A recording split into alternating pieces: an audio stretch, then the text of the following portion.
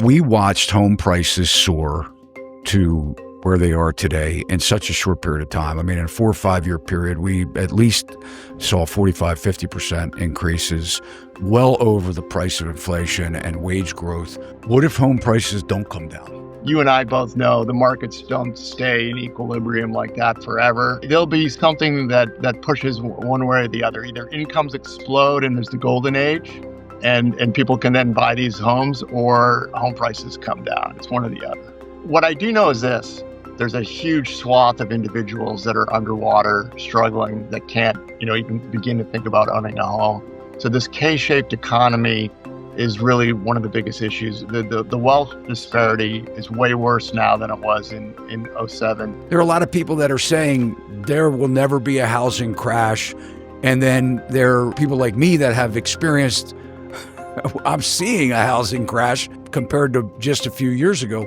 Based on your predictive modeling and you being bearish in the housing market, will we see one? This video is brought to you by Sachs Realty.education. Many of the costly mistakes that people make when buying a house can be 100% avoided. To learn more, visit Sachs Realty.education and become an educated homebuyer today. Ed Dowd, I am absolutely honored to podcast with you. Welcome to the show. Thanks, Todd. Great to be here today. Thank you. Now, you worked for BlackRock as a portfolio manager for 10 years. I'd like to start off with saying, what was that like working for the world's largest asset manager? Well, when I started at BlackRock, I was with a firm called State Street Investment Management. It was an equity asset manager in Boston. We were their first acquisition. So I was there when BlackRock was relatively tiny. There was about 600, 700 employees. We were their first attempt at acquiring an equity shop. So, early days, it was fun. I knew Larry Fink and Rob Capito, saw them a lot. But then as the firm grew, they started doing bigger and bigger acquisitions. And then a middle management layer of middle managers started to pop up, and that's when the firm's culture changed. And you got farther and farther away from the founders, and they then eventually acquired Barclays, which was a passive ETF shop, and that's where their real growth began, because the trend, it was a nascent trend after the dot-com bust, where passive investments were growing and active management was stagnating or declining. So that's where BlackRock made all its bread and butter. They kind of turned their back on active management and became the largest, passive ETF house, or one of the largest, next to Vanguard and State Street. So just for context, I mean, what time period was that when you were there? I was there from 2002 to 2012. So they haven't been that big for that long then, really. I mean, if you think about it, 25 years. Yeah, they really started. They acquired Merrill Lynch Asset Management in I can't remember the exact. It was 2005, 6, and then the Great Financial Crisis happened, and they acquired Barclays. So they grew through acquisition. They were originally a fixed income shop, and Larry Fink and BlackRock made their bones on the backs of the Kidder Peabody blow up. Larry used to work at Kidder Peabody. He left, due to a management kerfluffle. Started BlackRock with his partners, and one of their first things was to take over, I think, the Kidder Peabody portfolio and manage that. And then they started an active management fixed income business, which was very. Their claim to fame was their Aladdin system, their quantitative analysis, and their ability to manage risk for fixed income portfolios, and really, beat the benchmark consistently while taking as little risk as possible. I'd like to ask, I mean, and there's a lot of opinions. I mean, I certainly get a lot of comments about BlackRock in my videos, and as it pertains to housing, and what involvement they had, if any, or how that came to be, is with everybody having this sort of preconceived notion of what they're like in the business world. And I mean, certainly they're huge. They own so much and are part of so many companies, including our DoD. Um, what what did you learn during your time at BlackRock that has shaped the lens in which you look at things today?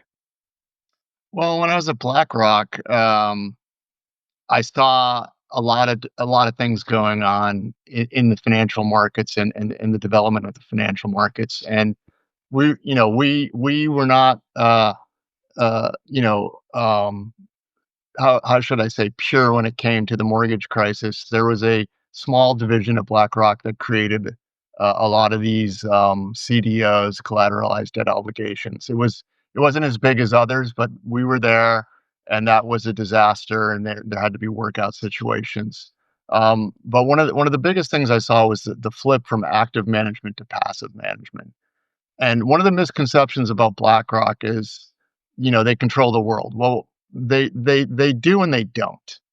Um, when I was a large cap portfolio manager, we had 14 billion at the end of our asset gathering growth. And I personally, along with my co-portfolio manager, voted the proxy shares on the board votes, the board of director votes. And so we made those decisions ourselves. That's what active management portfolio managers would do. When they became this giant ETF shop, the voting of the shares went up to an executive committee. And Charlie Munger spoke about this. It's kind of, and Vanguard has the same situation in State Street. So there's a very small group of people voting the shares. So there's a lot of speculation that you can control or influence the board of directors of certain companies. While that may be true in theory, it's hard to execute, and there's so many companies. So, there's a lot of people in the conspiracy world that say BlackRock owns everything, and anything bad happens anywhere, BlackRock's responsible. They're passive holders. They do get a share vote. Charlie Munger is right. The ability to have this monopoly on the board is something that needs to be looked at. Because it's basically controlled by three companies: State Street, BlackRock, and Vanguard. Having said that, um, I know how the world works, and Larry Fink is not picking up the phone and calling up ExxonMobil saying, "I'm going to turn you into a green energy company." It's just not the way the world works. I think you know that as well. Those of us who've been in business, it's not it's not that conspiratorial. But the concentration of voting power needs to be looked at. That's certainly something that Charlie Munger talked about before his death, and I agree with that. The other misconception is that BlackRock has got its hands in the real estate single family home market. They've denied it. I've looked into it, and they do own companies that invest in single family homes. So they're passive investors. Blackstone is a private equity shop and often gets confused with BlackRock. Private equity shops do single family investing. BlackRock does not do it themselves. And they may own shares in Blackstone, which is a publicly traded company, but they kind of get maligned quite a bit with this canard. Now, a lot of people will say I'm holding water for BlackRock, and I haven't. I don't have a call into BlackRock. I don't know anybody at BlackRock. All my former friends and colleagues either quit or got fired. It's been over 10 years since I've been there. So does it change though in knowing how they conduct business and how decisions are made? I mean, does that affect when you hear certain things with market predictions and things like that? I mean, do you look through a different lens with that, knowing how things evolved and the way things work with the markets? Yeah, so there's been a lot of speculation as what's happened to the discounting mechanism of the markets. There used to be, back in my day, thousands of analysts running around, going to conferences, gobbling up every piece of data. And now that in the daily equity volume trading, I think passive investors are only 5 to 10% of the daily volume. So the ability of humans that pick up a piece of information to affect the market has been diminished, and passive flows kind of overwhelm that. So when bad news comes out, it gets kind of discounted all at once. Back in the day, this information we'd all call each other up and tell, we try to, make our case. and a stock that was going to miss earnings, it would start to get out slowly, and the stock would anticipate these problems ahead of time. Now it all happens at once. So personally, I think the discounting mechanism of the stock market isn't as good as it used to be, meaning its prediction value isn't as great as it used to be. Gotcha. So all asset prices are up right now. The stock market continues to climb. I mean, it's unbelievable to new highs. Uh, what do you believe that most financial advisors or portfolio managers are thinking right now about the U.S. economy? Well, if you look underneath the hood of the stock market and look at the components, it's this last leg, the 6 month leg, 7 month leg, has been driven by 7 to 10 stocks. And this has happened before in other late cycle tops in the stock market. It happened in the dot-com bubble. There was a tremendous concentration of market cap in the darlings, while the rest of the stocks started to struggle and go down. We're seeing similar situations today. The average S&P stock is not doing as well as the indices. Um, we saw that going into the '07 top. There was a kind of a concentration of darlings then as well, while the underneath the hood. So that's kind of where I think we are. I think one of the biggest problems we have is a lot of people are invested in passive ETFs. A lot of financial managers don't do single stock selection or actively manage mutual funds, and they do ETFs because the fees are lower, and that's how they justify their 1% advisory fee. So there's a lot of concentration passively in some of these stocks via just owning the SPY, which is a very popular S&P 500 index, and 40% of that SPY is 7 to 10 stocks. So there's a lot of concentration risk, and and it's mostly focused on AI right now. Should the AI? I believe it's a bubble.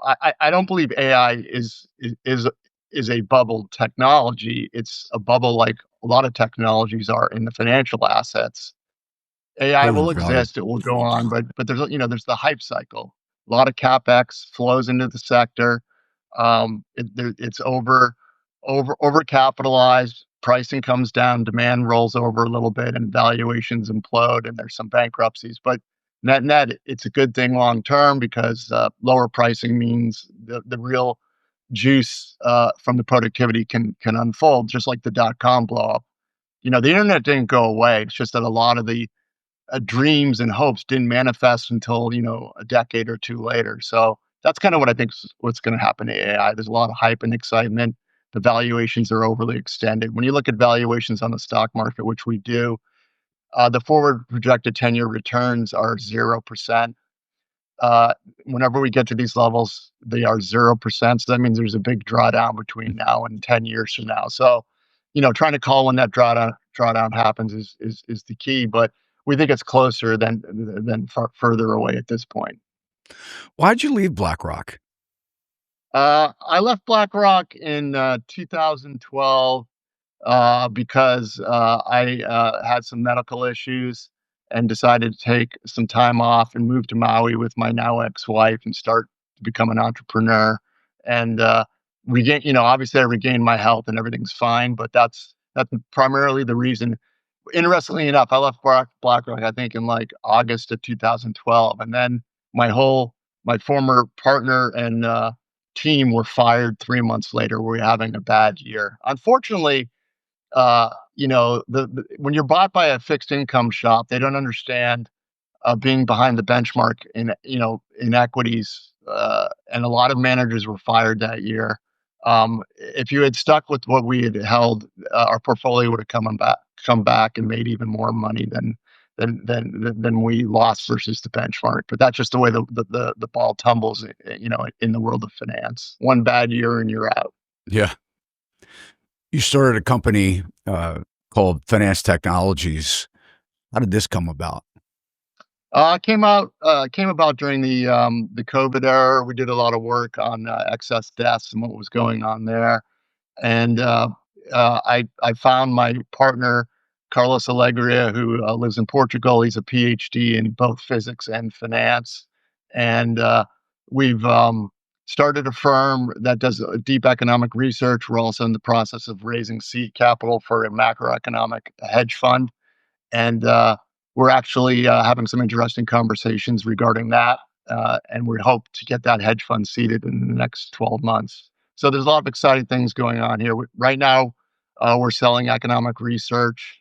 And one of the things we did put out, and I think why I'm on your show, is we put out a real estate package in August uh, of this year.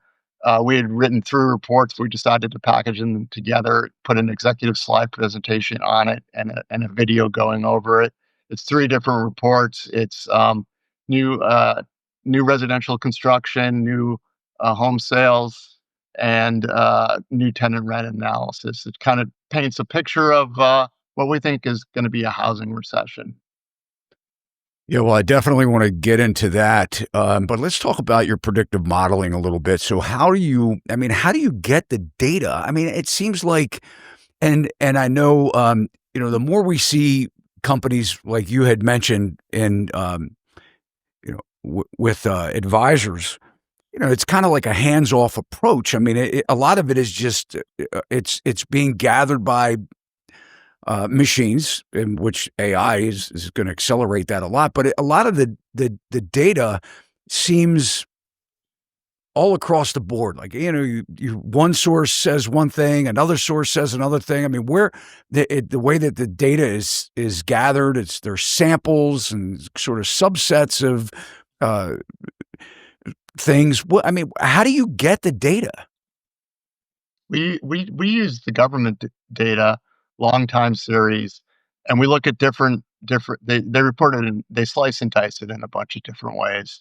And my partner Carlos Alegria wrote a book called Economic Cycles, Debt and Demographics, and a lot of our modeling for our macro hedge fund looks at a lot of leading economic indicators. So we apply the same kind of thesis to our analysis in real estate, and we look at a bunch of different metrics that have predictive value that lead price action in the housing market and construction activity and whatnot. So, you know, the housing market is not like the stock market. It's not as clean because there's different geographic areas. It's not a public market where prices are posted every day. So it's a slower moving uh, time series. So we look at long time series with predictive values, and that's how we made our stab of what we think is coming. How do demographic trends play into your analysis? It's huge. And now you can't trade demographics, but you can start to get the trend on where things are going. And we put out a China report recently. We looked at their demographics. We looked at the demographics, obviously, for the US report as well. But demographics are destiny long term. And unfortunately, we have a demographic problem in Europe, China, Japan, South Korea. And the US is the cleanest shirt in a dirty laundry, but that was due in part to the unprecedented illegal immigration that occurred under Biden. About you can the official number is 12 million, the unofficial number is 20, and without that illegal immigration, we'd have a different demographic picture. But now, let's look at one of the reasons we made the call on the housing market is because of the Trump policies, which is stopping the border entries. So that's a second derivative flow of people. So that's halted. So that's a net negative demographically. And then the deportations and the self deportations because of the cutoff of some of the government subsidies has got us going the wrong way demographically. Your company, through predictive modeling, anticipates turning points in the economy. And so I guess, I've heard you on a lot of podcasts and sort of know where you are with the housing market. We'll dive into that as you're like me in a lot of ways. I'm very bearish on the housing market, not just because for any other reason that I'm in the business and I see it firsthand where people are struggling. They can't afford to buy a house. They bought a house in the last 4 or 5 years. They can't afford the expenses, the cost of repairs and maintenance, and all of these expenses that you think when you're buying a house, you dial into a certain mortgage payment, and then they don't realize that changes. It goes up, and it's been exponential in that increase of cost of ownership. Kind of tell us, based on your predictive modeling and you being bearish in the housing market, and correct me if I'm wrong if you've suddenly thought otherwise, but what is your modeling besides? So is it based primarily on the demographic trends, or what other indicators are you looking at that sort of support your basis that we're going to see some type of housing downturn? Well, again, I mentioned we look at a lot of different leading indicators, and without revealing all the juice in our reports, I'll give you a couple things we track. We track new permits. Now those peaked in 22, and they've been going steadily down. That's always a great predictor of a slowdown. Secondly, we're looking at a speculative part of the market. It's homes sold, not yet started. These are very speculative um, purchases, which in a good market happens. Those have been plummeting since 23 and continue to plummet. What's been keeping the market up somewhat is obviously we have a whole thesis about how illegal immigration kept a floor on rents, which then kept a floor on home prices. Uh, but we're seeing um,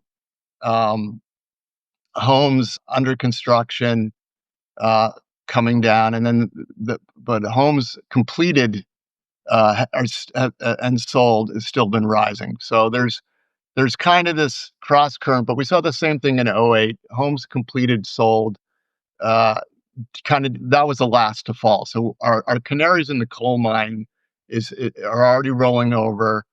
Then we have this awful mismatch between homes for sale and homes sold. That time series usually, and you know this as well, tracks each other. But now we have this huge gap. We have, the graph usually the two lines go like this, not that far apart. Now we have homes for sale and homes sold, this huge divergence. So there's really just no activity going on in the market, and I'm sure that's what you're seeing. There's just nothing going on. That is true. We are seeing that no activity. I want to talk about the permits, go back to that, but I do want to ask, do we have a housing shortage? No. One of the biggest so every bubble's different, and so single family homes was the bubble on the last one. We have a problem with multifamily housing.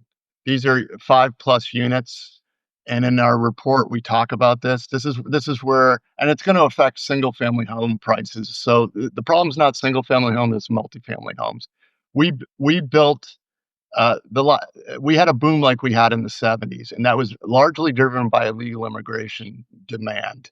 And that's been overbuilt, and that's in trouble, and so that's going to cause single family homes to have some issues. So the single family home is not oversupplied; it's the multifamily housing, which was it was a construction boom like the likes of which we haven't seen during the '70s, which was demographically driven by the baby boomers getting out of college and renting.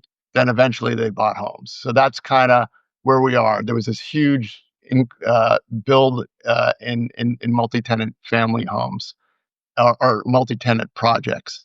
What's interesting, and the reason why construction activity overall hasn't really started, it's starting to roll, but we think it's going to accelerate. Those projects take longer to build than a single family home. Single family homes go up pretty quick.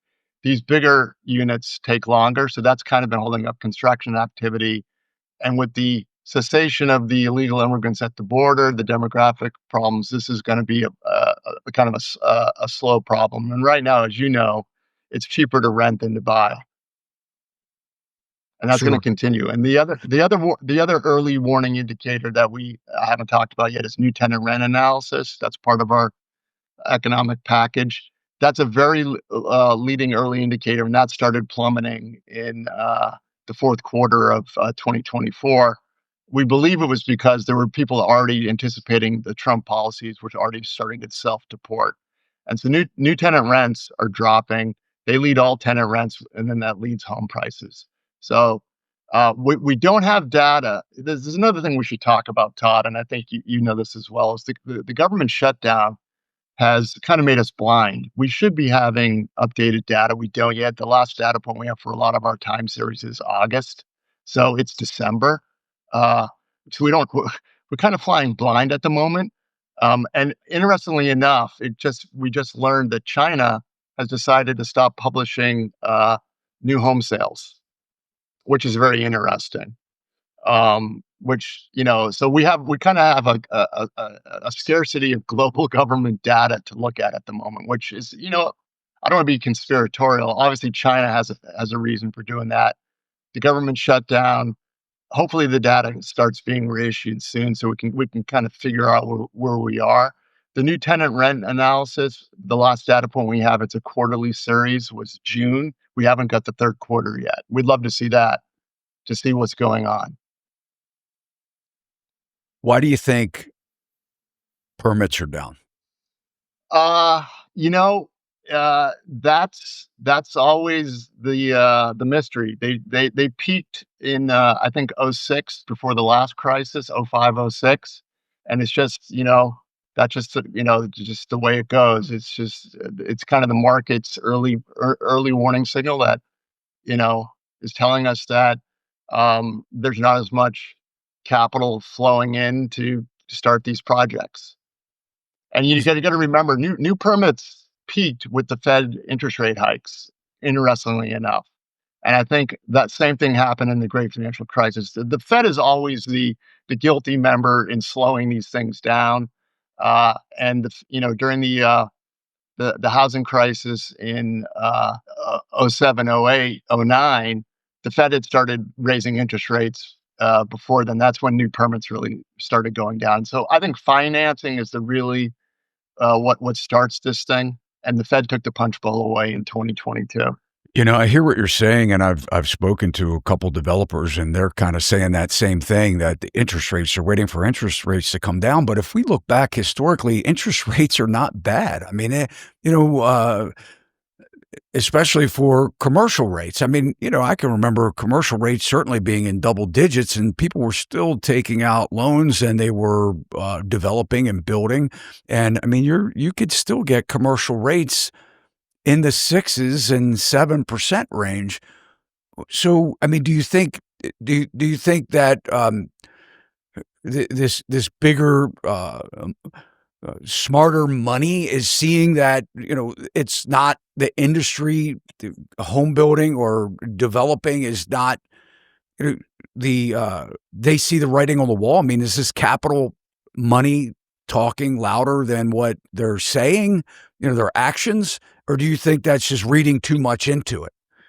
It's hard to figure out, but I think obviously in the '70s with raging inflation, people bought homes at high interest rates, but wages were growing quite a bit. We have a wage growth problem, which is really kind of flowing through to everything, and that and the home affordability that you touched in our reports, we say the biggest problem is home affordability. But Ed, and not to stop you there, but I'm talking about the developers. I'm talking about the home builders building more houses or building more affordable housing. I'm just wondering why because that's really pushing the new starts, the permits, is they're saying, hey, look, we know we have a affordability crisis, regardless of whether mortgage rates go down to 4% or not. It's still not an expensive climate as far as getting money or raising money. It's not as expensive as it was in even the 90s and early 2000s, but we still saw a lot of developing and a lot of new permits and a lot of new construction being built. So I'm just trying to what am I missing here? Why aren't we making more affordable housing. I'm not talking about government subsidized housing. I'm talking about having more developers step up or home builders step up and making more affordable communities.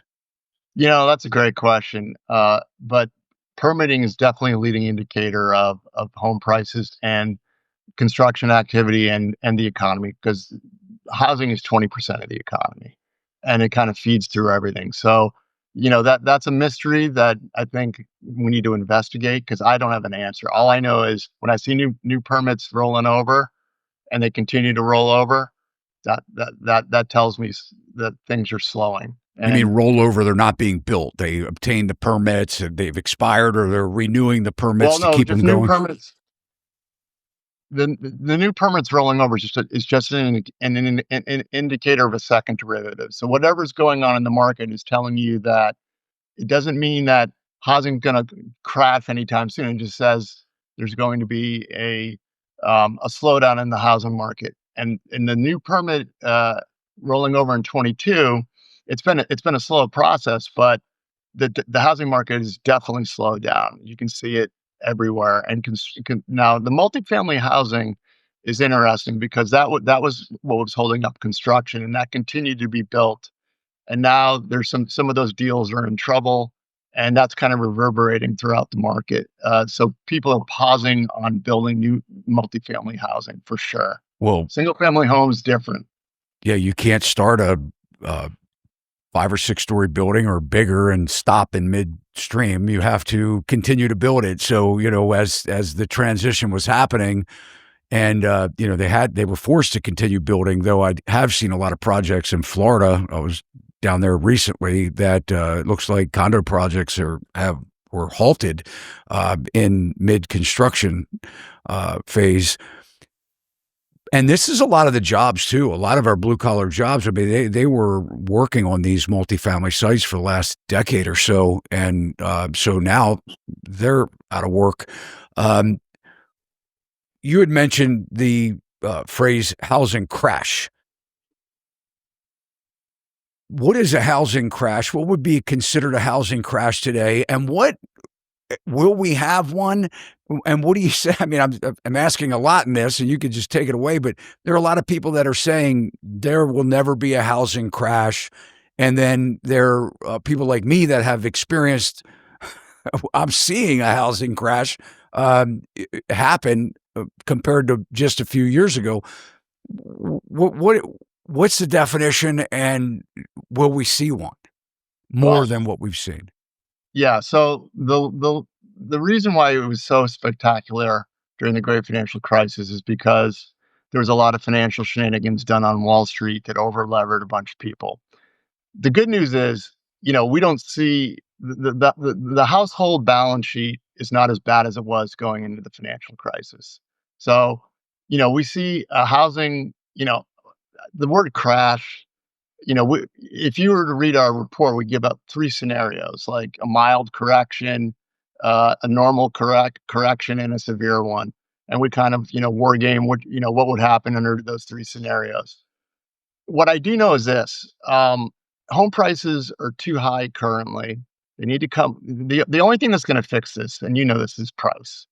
Um, so the risk we have is if everybody starts to chase price down, then banks get into trouble. Then there's potentially a systemic issue. You'd rather want to see kind of just a. I mean, there's two schools of thought. The quicker this happens, the better it'll be on the other side of this. The quicker we recover. The slower this happens, we're just kind of slowly drifting lower, and that's not good for the real estate folks, because you guys love transactions and movement, and the slower this goes, I think the worse it is for the real estate industry, but not as bad for the whole economic situation all at once. But again, we're watching this. There's a chance this could accelerate. We have other issues. We have an AI bubble. We have China going into in our China report. They're now starting to going to hit the acute phase of their real estate crisis. So that'll have global economic implications. So there's a lot of feedback loops that necessarily uh, that may affect the U.S. housing market faster or slower. But again, we're just no. It's a white swan event. We know a correction's coming. I can't tell you how bad it's going to be, but we'll see it once some of these indicators really start to accelerate lower. They're kind of slowly rolling over, and that's where we are. So, at 20, what's a crash? 20%, 10%, 30% Well, correction? I I mean, I would think it depends on the condition of the house. So, I mean, if we get into a scenario, we saw our biggest correction with distressed property, and that's not your typical buyer. I mean, a typical buyer is not buying a house that's unlivable. So, a lot of this inventory, when people were talking about the '08 crash, that really didn't start, we didn't see a recovery until about 2013. But a lot of the inventory that really set those massive price reductions, 50, 60% from its value, not, its recent value, was because there was, the house was completely in distress. I mean, people weren't paying their mortgages, so they weren't fixing things. But yes, I think if we saw a 20 or 25% correction, that would be a significant crash. In some markets, we're seeing that already. And it's only the cohort that would be most affected by that, obviously, are the ones that bought at the time when prices were at the peak, which we experienced that in 2006 when we hit that peak. There were a lot of the homeowners that it took a decade or more for them to be able to get out of that house without coming to the table with cash to sell it because of the price they paid in 2006. But I guess I'm more concerned on the overall. You had said the consumer or the consumer balance sheet is not as bad as it was back then. I mean, in a lot of ways, I could challenge that and say the debt's pretty bad, a lot worse than what was back then, and that we're not. That's a different conversation, but we're not really seeing um, the ability for people to save very much money. Now that everything's expensive. I will agree with you on this. The overall, we look at the macro level data, so we're not as indebted as we were overall, but I think that has a lot to do with the K-shaped economy. I think the lower down the income scale, the more, and it's a smaller amount of debt, but it's big for that person, which is choking them off. So, the fact that I say that the total U.S. households are in better shape, that doesn't necessarily give the whole story. I think, to your point, there's a huge swath of individuals that are underwater, struggling, that can't, even begin to think about owning a home. So this K-shaped economy is really one of the biggest issues. The wealth disparity is way worse now than it was in '07 and '08. It's only gotten worse. So that's really one of the crux of the problem is we got this generational wealth gap. We got baby boomers sitting on these homes expecting to sell them at these prices to people who you just a family of four in their 30s making 100 grand ain't gonna cut it for the $1.5 million home, and you know that, and I know that. Why we watched home prices soar to where they are today in such a short period of time. I mean, in a 4 or 5 year period, we at least saw 45, 50% increases, well over the price of inflation and wage growth. How did this happen? I mean, why wasn't it stopped earlier? I mean, dropped interest rates to ridiculous levels, historical low levels, free money, basically. Why wasn't this stopped sooner? You know, there's a lot of speculation as to why the home prices took off the way they did, which to your point was a little disconnected from what we were seeing inflation wise. A lot of people have blamed the Federal Reserve because they, during the COVID crisis, bought an insane amount of mortgage-backed securities off the bank's balance sheets. So they took it onto their balance sheet. That then freed up the banks to issue new paper and new credit and new mortgage backs.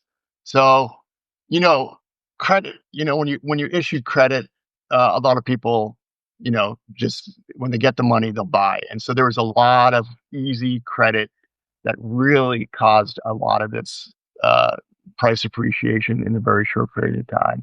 And when we write the history books, I think that moment during the COVID crisis, we'll look back and say that was a policy mistake. You inadvertently destroyed the middle class by doing that. What if home prices don't come down? What will happen? Well, there just won't be a lot of activity. People won't be buying. I mean, this gap between homes for sale and homes sold will just stay that way. And you know, um, there just won't be a lot of real estate activity. Now, you and I both know the markets don't stay in equilibrium like that forever.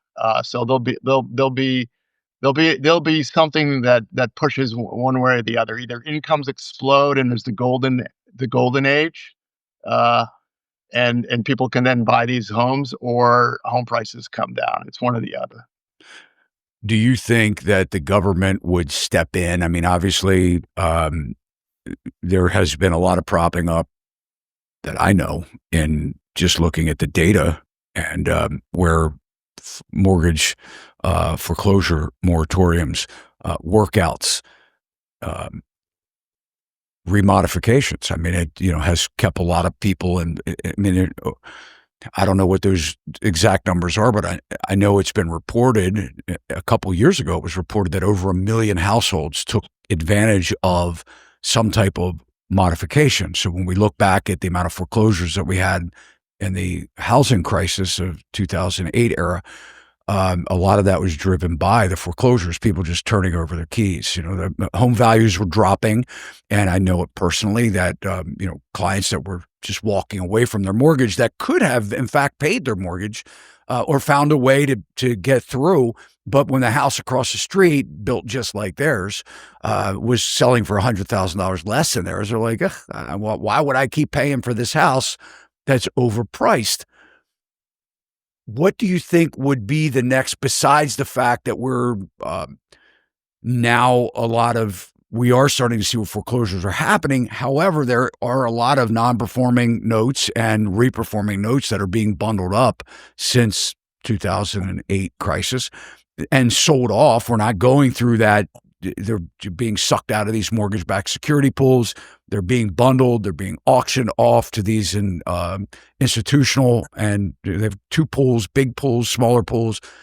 And, where smaller investors can buy the smaller pools, but we're seeing things happen differently now, sort of like quietly, so that we're not seeing mainstream news talk about these things. What would it look like if we did start to see a shift to where these prices would have to come down? I'm not confident on 45% salary increases with the threat of AI, which we'll talk about next. But what do you think would be like the next phase, that the stopgap or the intervention? Will the Fed start buying mortgage-backed securities again and drop these rates to 2% and 3% again? Yeah, we're given our economic outlook, and what we see globally. Well, first of all, this also might, solve some of the problem why developers aren't, building. Real interest rates are too high, and real interest rates are the Federal Reserve interest rate minus the inflation rate. And so the inflation rate has been, I mean, it hit 9% under Biden, but I know prices are still high, but in the world of finance, we look at, the rate of change and where we are. Real interest rates are probably 1.5 to 2%. For it to be stimulative, you need that to be zero or negative, meaning, the Fed, and that's where the Fed's going to go. So trust me on this. The Fed's been behind the eight ball on keeping real interest rates too high for too long, because the rate of inflation is on its way to 2 and sub 2 soon. One of the things that people don't understand is that the CPI, 36% of that is shelter, and new tenant rents and all tenant rents, that component's coming down. So inflation is going to be coming down. The Fed is behind the eight ball, and that alone, that's why I think interest rates are going. We're going to have emergency rate cuts next year. We're going to see the 10-year, with a 3 handle on it, maybe which settles out at 3%. So that'll help. But as you know, Todd, that takes 18 months to work its way through the economy. So that's not going to, stop home prices from going down, but it's gonna help coming out of the recovery. So we see real interest rates are too high. The Fed's screwed up again. That's going to become apparent quite quickly. Even though this is tangential to the real estate market, credit's credit, and private credit seems to be the new subprime. That's already starting to show some problems. We've seen some things related to the illegal alien situation blow up. Tricolor Auto went poof. First Brands, which sold to the aftermarket auto business, and Prima Lens. So there's a lot of things just kind of going poof in the private credit market. So credit's tightening there, spreads are widening. That could then reverberate to other areas of credit, which is why the Fed's going to be chasing this down. And housing will get a bump from this, but not for 18 to 24 months. And so, yeah, I think relief's coming, but it's not. I'm not saying go buy a home now because rates are going lower. I think you wait. Rates will start coming down, and then the depth of the crisis will be somewhere like the end of 26, beginning of 27. That's kind of what we're seeing. Do you think that will be coupled with any kind of new creative mortgage products? I mean, there's a lot of talk on. I have to say there was a lot of stir when it was tweeted out about the 50-year mortgage, and certainly my comments lit up, and everybody wanted to know my thoughts on it. But do you think that we will look at? I mean, that would be crazy. I think Japan has a 35-year mortgage. They have a 100-year mortgage floating out there somewhere, but it's not very common, and there's all kinds of restrictions. And who would want that anyway? I mean, that's ridiculous. But who would want a 50-year mortgage? Honestly, I mean, Japan has a 35. We have a 30-year mortgage. But there's a lot of talk now about a portable mortgage, or, expanding the assumable mortgage into more of the conventional products. Do you think that that will be coupled into this rate reduction? Yeah, I think that these policies have been floated, and a lot of people were not happy to see those policies. Look, right now, floating a 50-year mortgage is a policy let's be honest. Let's talk about who votes and who's got all the wealth and who's got all the donor power. It's the baby boomers. And so a lot of the policies you're going to see are to hold up price. And I think, there's going to be this generational warfare back and forth. And, really, the only real way to correct this problem for the long-term health of the economy is to have price come down. And then families can afford to buy. And then we know when people buy homes, that generates all sorts of other excess economic activity around that. I mean, you know that, I know that. So that's kind of the policy question: is who are we going to help? And I suspect we'll default to helping the voters and those with the money. And every policy is going to be, as much as it's going to claim to help out the young homeowner, the new family, it's going to keep a floor under price. And the bankers want that as well. So this is where we're at. There's going to be a correction, but then we're going to watch the government policies that will try to keep prices from overcorrecting, is my guess. Let's talk about the stock market. Experts have been talking about a Great Depression style stock market crash for decades. It hasn't happened. It keeps going up. I've heard some reports stating that over the last year alone, AI and tech stocks have generated over 1,000 new millionaires per day in the U.S. alone. S&P surged. I mean, you had sort of alluded to not an AI bubble, but I mean, it does appear that we're in some type of tech stock bubble. What are your thoughts with the stock market right now? Yeah, so Great Depression. We wrote an economic report beginning of this year outlining the dangers of a deep U.S. recession, a worldwide recession, and we think that's starting to germinate. Now, we're not calling for a Great Depression. We're not calling for a systemic. We're calling for just a general normal recession, which will affect risk assets. And given these valuations, stock markets can correct anywhere from 30 to 50%. We don't think they'll go below 50% because the Fed will come in and do what it does, and the government will come in and do what it does, and they won't ever allow a Great Depression. So that's why we don't call for that. But going down 50% is going to leave a skid mark, or 40%, and it'll take years to crawl back up. And we were calling, candidly, we were calling for a recession at the end of 23, 24, as were a lot of other economists by the traditional economic cycle indicators that we follow that go into our hedge fund models. It didn't materialize. And what we asked ourselves, have the laws of economics changed? And the variable that we didn't account for was plopping 20 million people into the US in a 3-year period. So that's ended. So that anomaly is over. So we're going to unfortunately get, the hangover effects of all that sugar juice coming at us. And unfortunately, this is a global situation. So we don't think it can be stopped. Now, I'm not a doomer. I see a lot of opportunities for people that are well prepared for this. So I've been recommending for, a year plus, be like Warren Buffett, have some dry powder, and buy assets on the cheap. And I talked to smart real estate. A lot of our real estate reports found interest with real estate developers, and I've talked to some of them, and they see a storm coming. Some of these guys have lived through a couple cycles. The ones that have know what leverage does, and they got cash on the sidelines, and they can, and they've delevered a little bit, and they can relever up at the bottom because that's what it takes. It takes cash and lower leverage ratios to be able to take advantage of these opportunities.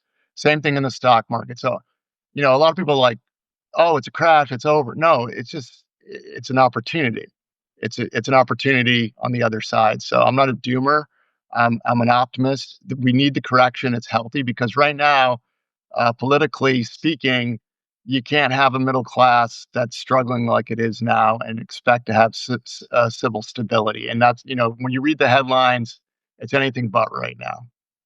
Yeah, that's a great point. So, what you're probably recommending then is for people, consumers, to working class people, to get rid of as much debt as they can, stop wasting money on interest payments, and stockpile their cash and be ready to deploy it once this correction comes. Is that a Yeah, fair assessment? and it depends on where you are in your life. If you're a baby boomer and you're 100% in stocks, that might be a problem. Uh, if you're, 30 and you work at a corporation and you got a 401k, you know, maybe raise 25% cash in your 401k and then, go back in at the bottom. But, it's all dependent. And if you're a blue collar worker without a lot of savings, I've been recommending make yourself as unexpendable to your boss as possible. Meaning you kiss his ass and you become the best employee ever, so that when the rifts do happen, you're still there. Yeah. Let's talk about AI. Is AI good? It's- You know, we've done a lot of work on AI. Let's call it what it is. It's a large language model.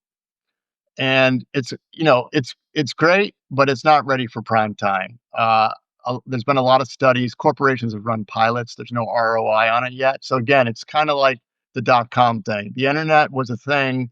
There's a lot of companies formed that were going to end all retail. There was this company called Commerce One that was going to be where everybody bought everything, and so there's a lot of hype. AI is a tool. It has some issues. It's got 25% hallucination rate. There's now competition in AI. There's different AI engines. There's OpenAI. There's ChatGPT, Grok, DeepSeek. There's a host of others, Anthropic, and they keep coming. So what we're going to find out is barrier to entry on this is a lot lower than we think, and pricing is going to collapse. Data center build outs will stop, and we're going to figure out a cheaper way to do this, and it's going to be great because for this thing to really work, pricing needs to come down. So AI is here to stay. The real magic of AI, we don't even know yet or can imagine. That's coming. And I think what's going to happen with these hallucination rates is going to be vertical AI companies that pop up, that really hone in on verticals of knowledge rather than everything. so that way they can reduce the hallucination rate. Um, and I think that's going to be a good thing. And long term, it's going to be massive productivity. When you hear of the layoffs coming in this coming economic kerfluffle, recession, whatever you want to call it, they're saying it's AI. It's not AI. That's an excuse. AI will take jobs, but not to the extent that people are claiming right now. It's just not ready for prime time. So long term, I think it's great. It will affect some industries, but I'm an optimist on technology. Used well. What I don't want to see is AI uh, being centralized by governments to surveil us and that kind of thing. But AI unchained would be great for the economy long term. I mean, obviously Elon Musk is heavily invested in AI. You mentioned his company Grok. I think Elon's a very smart guy. I mean, look, he's everything he's touched has sort of turned to gold, and there could be reasons for that too. I mean, he does get position himself well. I've heard him in recent interviews where he's saying that AI is going to be extremely disruptive on jobs and eliminate all the desk jobs.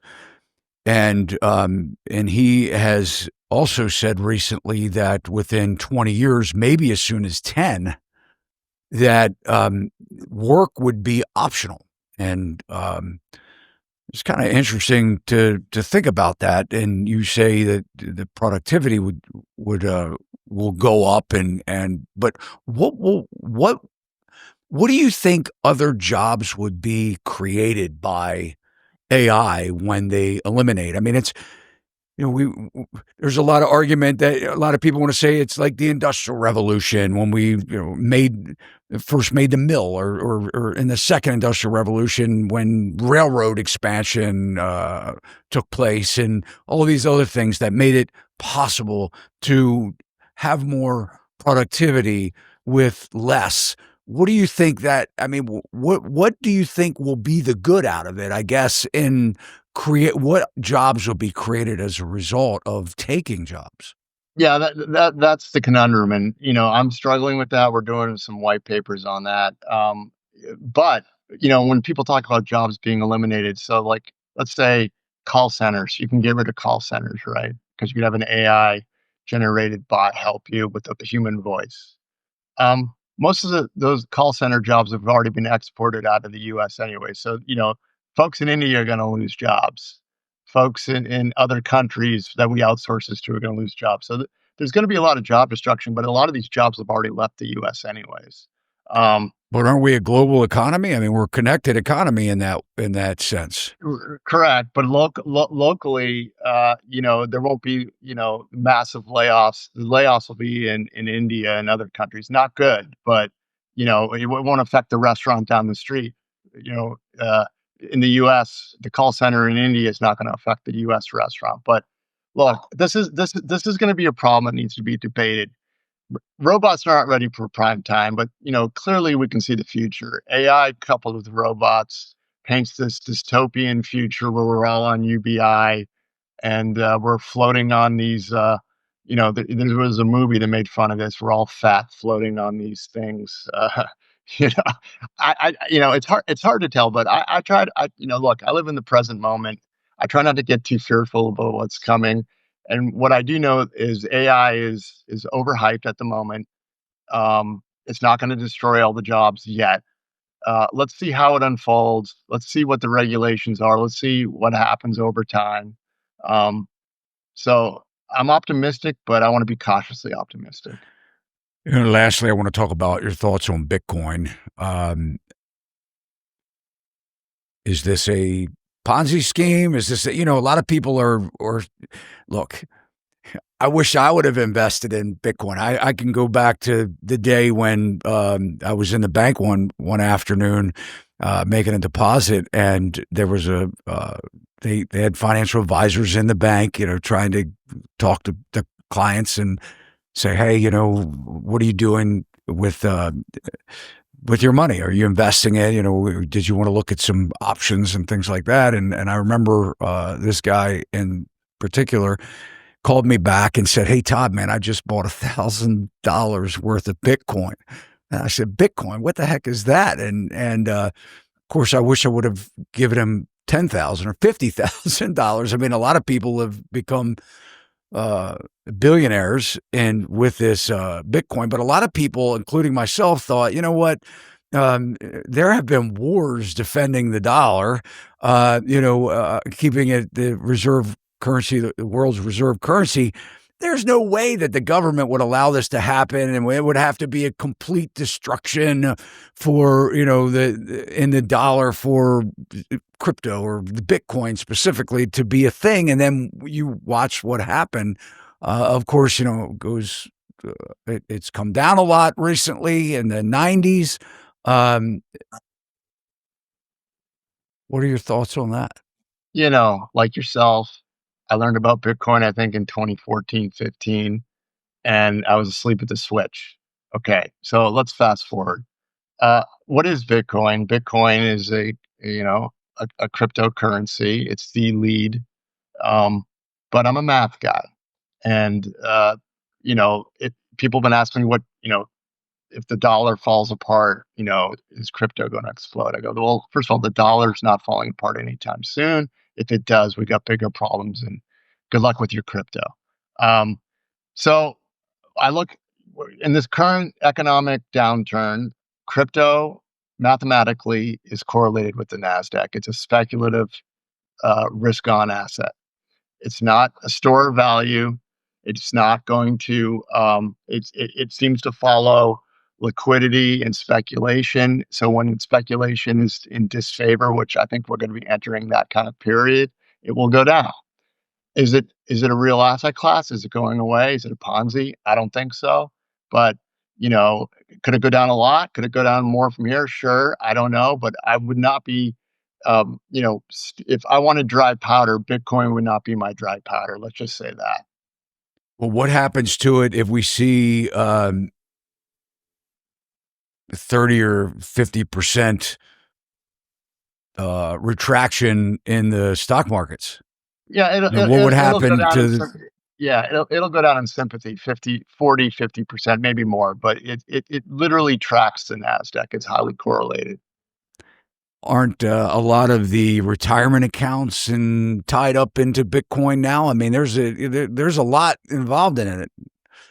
Yeah, that if I mean you're basically, if you own the Nasdaq and you own Bitcoin and you think you're diversified, you're not. They literally are the same thing. I mean, I'm a math guy. Now, the Bitcoiner guys that I talk to that are really involved and excited about this, they tell me someday it's going to decouple and it's going to keep going up because there's going to be problems with the U.S. debt and yada yada yada. I go, well, okay, I'll believe it when I see it, but currently I don't see it in the numbers. And until proven otherwise, it will act like a tech stock. Until then, I don't care about your decoupling thesis. So, I guess, Ed, you said that you missed it back in 2014. Would you have kept it this long? I mean, if you bought Bitcoin back in 2014, how many times over would you have sold that stock? I mean, Yeah, would you have held it until it hit no, 110,000? no. That's me. I'll be honest, no. Me either. That's right. And, if you looking back, I mean, my gosh, man. So we probably wouldn't be billionaires anyway. So Yeah, well, look, the people who are billionaires, that took a lot of temerity to buy and hold and believe, and it's become a real thing. It's now at the point, though, it's been institutionalized. And once the futures market opened up on Bitcoin, I said, look out what you wish for, because once Wall Street gets a hold of something, and look at what's happening to Michael Saylor and his treasury company. Look, I've been at this game before. People are asking, well, at what price of Bitcoin does he get forced to sell? I go, well, the market seems to be trying to figure that out, and they'll take it there until he peaks, and then the market will rise after he peaks. We've seen this before. yeah. Ed, I see you on a lot of podcasts. How can, how can we help you? I mean, what is it that, what is your purpose going on shows how can we help you with your business? And what are you looking to gain out of the exposure that you're getting podcasting? Yeah. So we're we did a lot of our initial work on COVID for free. Free, as you know, as a business model doesn't work. So so uh, and we didn't want donations to keep it going. So we shut it down at the end of last year. So we started an economic research part of our firm, which is doing quite well. We've issued a big report in the beginning of the year, U.S. economic report, real estate reports, and now we just issued a big China report. So if you want to support us, you can go there, financetechnologies.com with a PH to buy our reports. And especially as this is a real estate audience, check out our real estate package report. It's 3 reports, a video of Carlos and I going over an executive presentation, and you get the executive presentation. We also are in the process of raising capital for a hedge fund. And I also have a personal website at Dowd.com, and I may be starting a Substack soon. So stay tuned for that. Yeah. Well, you'll let us know, and we'll have you back and talk about that Substack. But we will certainly, for everybody watching this video, all of Ed's links are in the show notes below. So check him out. And Ed, I can't thank you enough. I've been wanting to get you on the show for quite some time, and you're a busy guy, and we're just, like I said in the beginning, very honored to have you on the show, and we hope to have you back sometime in the near future. Well, Todd, I appreciate you, and thanks for inviting me on. Unfortunately, I don't check my ex DMs as often as I should, and I saw your ex DM, and I said, "Oh, I want to go on his show." Well, I certainly appreciate that. All right, well, we'll be in touch, and thanks so much. Thank you. Take care, Todd. Thanks so much for watching. If you liked the video, you can let us know by smashing that thumbs up. And if you haven't already subscribed to our channel, please consider doing so now. Hit that alert bell. You'll know every time we upload content just like this. Keep those comments and questions coming. And one of the biggest compliments you can do for us all here at Sachs Realty is to share our channel and this video with your family and friends. This will help us to continue to build this amazing online community with viewers just like yourself. See you next time. Sachs Realty, Maryland broker number 607720, office number 443-318-4514, equal housing opportunity.